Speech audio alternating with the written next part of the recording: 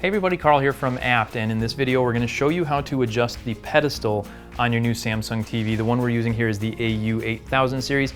This is a pedestal though that does come with a couple of different models in the lineup this year for 2021, and it offers this unique feature of being able to set it up in either a soundbar configuration or in a lower profile configuration. What we're looking at here is the low profile configuration, and we're going to show you here how to set it up for the soundbar configuration, so stay tuned.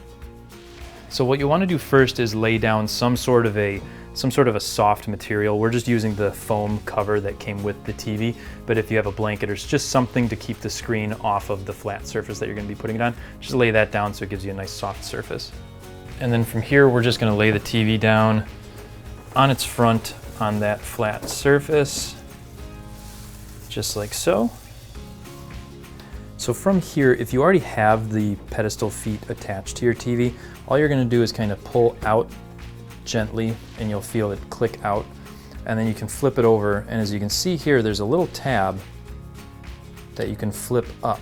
So it's going from here to here. So all you need to do is flip that tab up, flip the pedestal foot back around, and then slide it back into place till you hear that click, and now it's in place at the higher setting.